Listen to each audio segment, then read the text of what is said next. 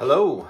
I want to do a series of videos on guitar playing, lead playing, dedicated to my son and son-in-laws, who I'm very blessed to have, Stephen, Seth, and Eldon. I want to focus on some things that I have found to be useful, and I'll relay them to you, and this will be a sort of a sequential thing, so building on each other here. So I want to first focus on the key of A in the A major scale. And some things with that is you have the numerical numbers here that correspond to how many notes are in the A major scale. So you've got 1, 2, 3, 4, 5, 6, 7, and then 8. It repeats back on itself. And with this chart here, what I want to focus on are the first, third, and fifth tones of the A major scale. And the reason for that is that they are kind of the important notes of the scale, and the notes that you can easily work off of to learn the scale more effectively in terms of having it be memorized. Some would also call this like a triad study, first, third, and fifth, which is also another way of understanding that. But I like it when it comes to lead playing that you can have these notes that you focus on, and if you only play those particular notes, or you find those notes in your lead patterns primarily, that you can't really hit a wrong note. But so, and using the first, third, and fifth, they're pretty easy to find at different places on the neck. So for the key of A, you've got the A, and then the third, and then the fifth, and then that repeats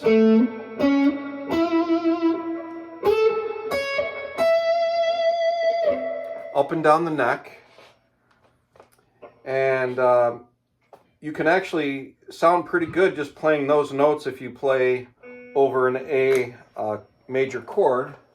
So let me just do that for a minute.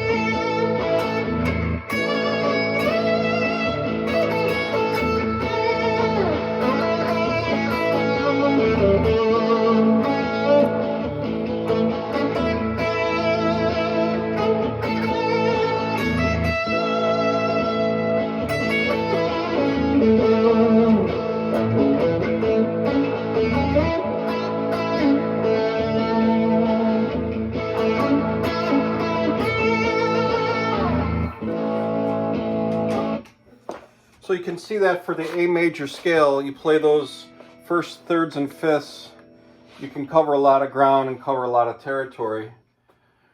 And then when you go to the D or the E, I have those written down here as well. So the same principles apply. So if you're in D,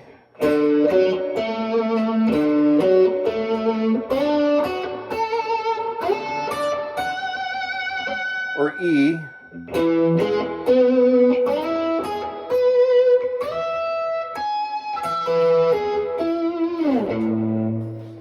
so if you play a progression that is a 1, 4, 5 progression in the key of A, you would have an A, a D, an E, back to A.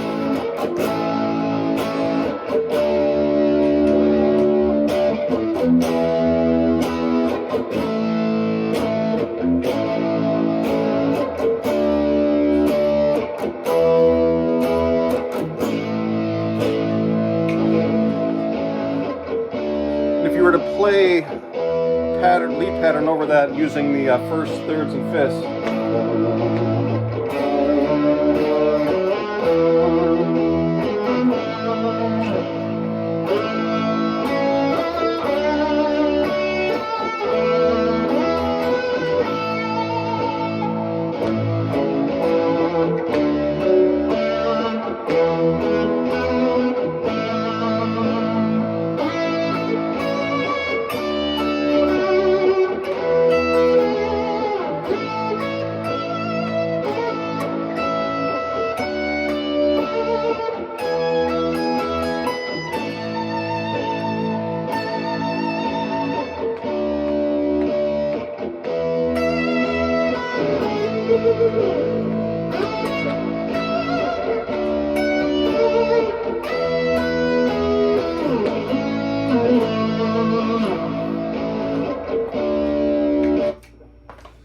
And as we'll explore this later, you can incorporate the other notes of the scale pretty simply as you get used to this process, because you always know that the second tone of the scale comes before the third and after the first.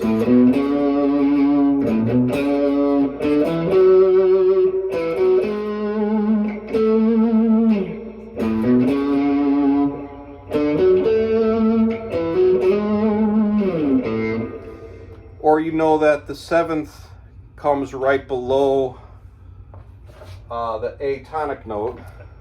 So here's your A, and the seventh is always below that.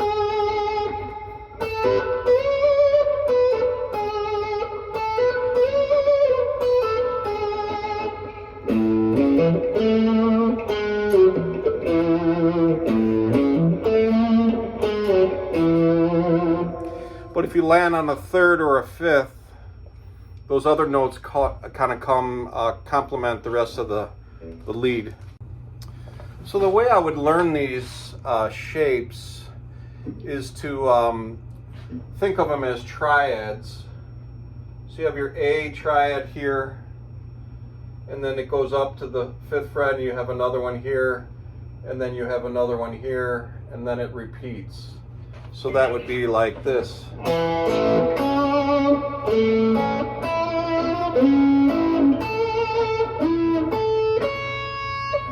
So that's the second, third, and fourth string.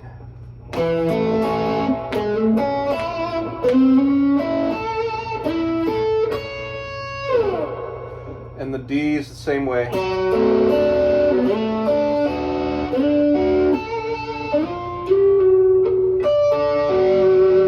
Or the E.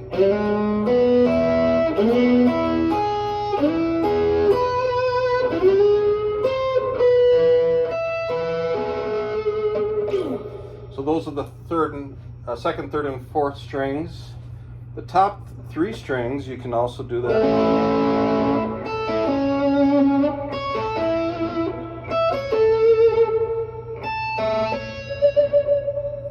Or the D.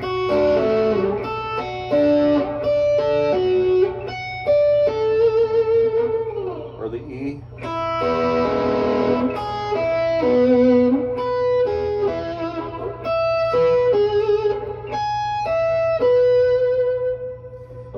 And so as you get familiar with these shapes, then you can play them correspondingly in different places. So like if you wanted to play this common A chord form at the 5th and 7th fret here. So let's say you wanted to play a 1, 4, or 5 progression on that. In that area of the neck, you could find your D and E as well, right? So you go.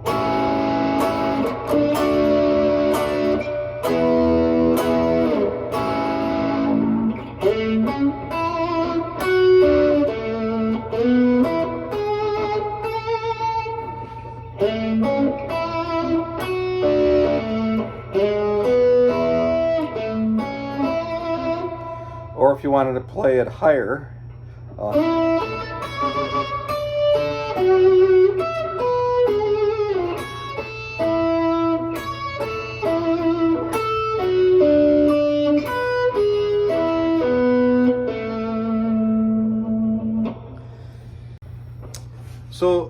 the nice thing with this process is it's very movable through different keys. So if you wanted to play in the key of G, a 1-4-5 progression, you would have a 1, and then you'd count 4 notes from that. So that's your C, and the 5th is your D. So you would be playing a G, C, and a D chord.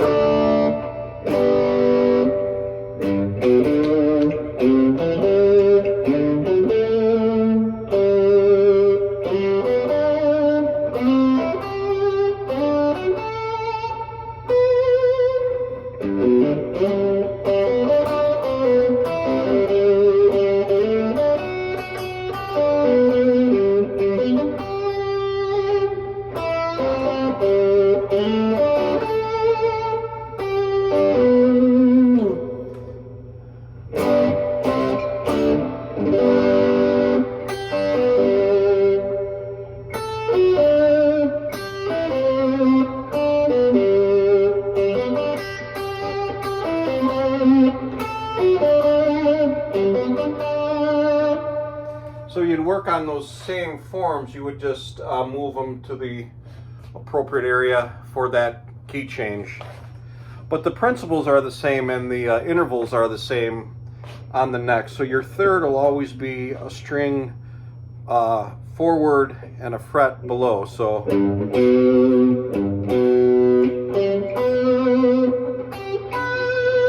the exception to that is between the third and second string, which have a slightly different interval.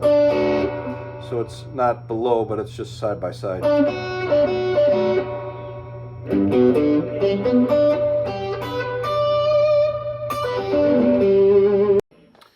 So I would try to integrate these intervals in your practice regimen, maybe just 5-10 minutes each time you sit down. Just go through these. You can go through them as chords and then go through them as individual notes. So like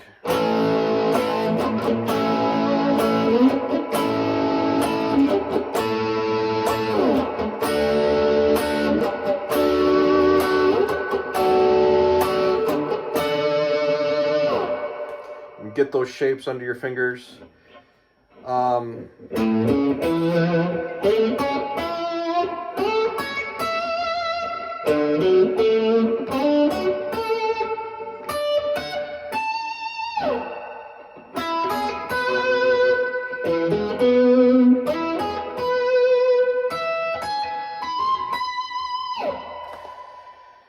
can also work on this hand a little bit, going up one direction or down another direction.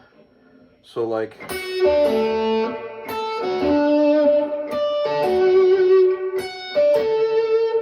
I kept this hand just going one direction, up, more of an upstroke there.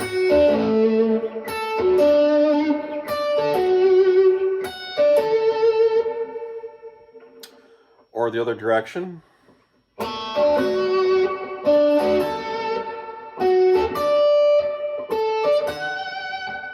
And you'll get used to muting some of the strings you're not using with this hand as well.